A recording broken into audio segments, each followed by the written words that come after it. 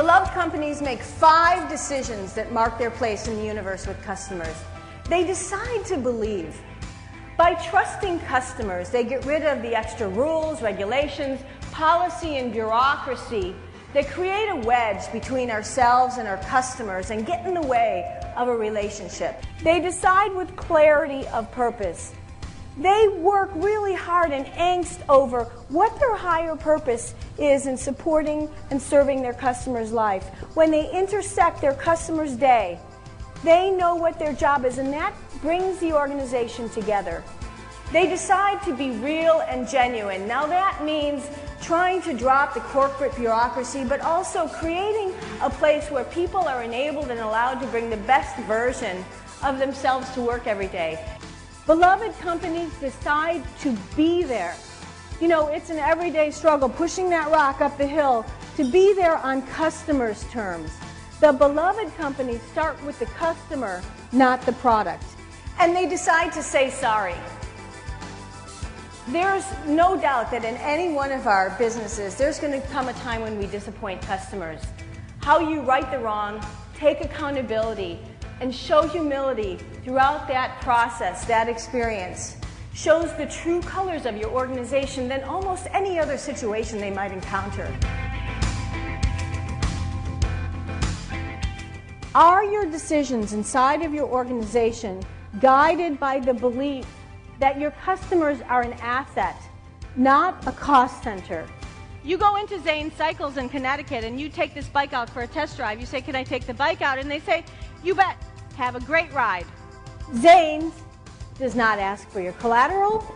They don't ask for your driver's license. They don't ask for your firstborn or anything. They say, "Have a great ride." Now, what's interesting is, by deciding to believe their customers, they also create this indelible mark on the culture of their employees. New employees coming into Zane's constantly say, to Chris Zane, "Why in the world would we do this?"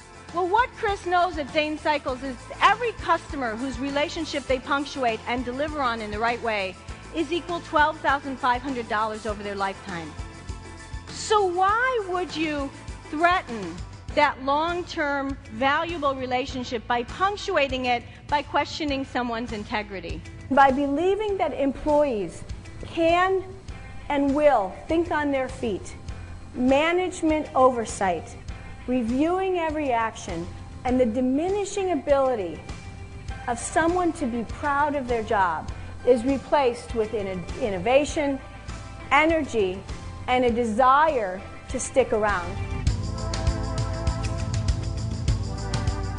Beloved companies have something that binds the organization together and moves them from executing tasks to delivering on an experience that customers would want to repeat again.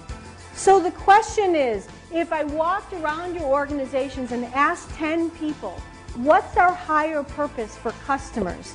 How many answers would I get? So let's say you're a cup manufacturer. You make children's cups. The everyday company would have their manufacturing, their product development people get together and put together, let's say, 3 cups. And they say to the moms, "Hey, pick a cup." And the mom picks what's available. But they didn't start with the mom. You know, all of us who are parents know that the difference between a great meal and a bad meal is water on the floor or milk on the table and the crying kid and all the other hysterics. Maybe one of the moms needed a cup with a little indentation in it or a straw. The everyday company is selling cups. The beloved company is supporting parenthood. And the difference between knowing that you're supporting parenthood or selling cups means a completely different product development cycle. Let's not talk about customers as accounts. Let's talk about who they are as people. Let's talk about how we enrich their life.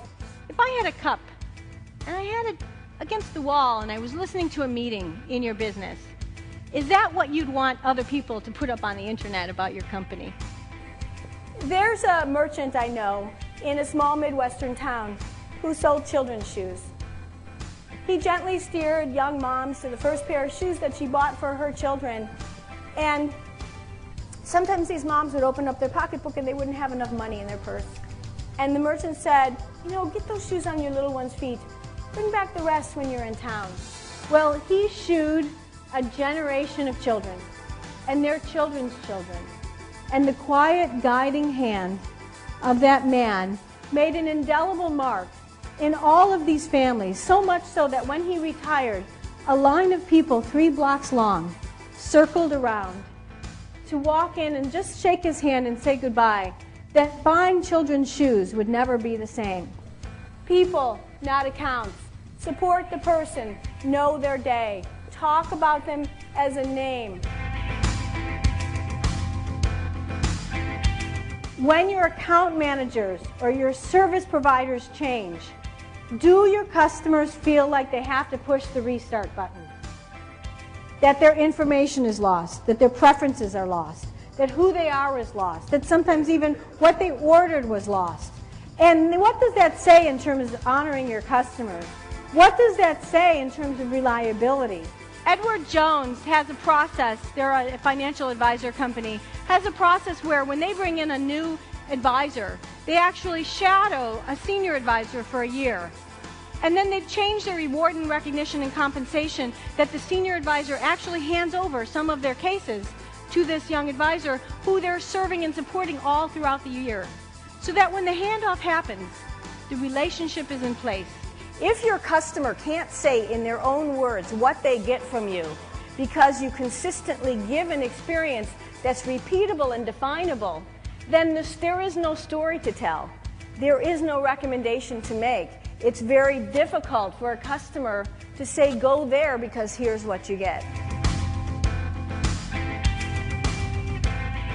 How you apologize really is your humanity litmus test.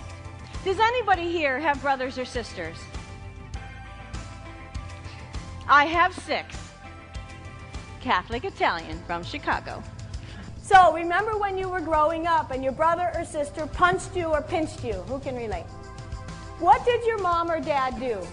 They took that kid by the shoulder and stood that kid in front of you and they said to your brother or sister, tell your sister you're sorry. And what did you hear back? Sorry. But you knew you were going to be punched again another day. That's what it feels like sometimes when we get these hollow apology letters that aren't followed up with operational processes and really repairing the emotional connection. Grace and wisdom guide the beloved companies when the chips are down, not accusations and skirting accountability. Companies that get a disproportionate piece of the pie in the marketplace do so because they're not always looking over their shoulder at what each decision will get them. With every life you intersect, make a choice. Decide about who you are and about what you value. The decision is yours.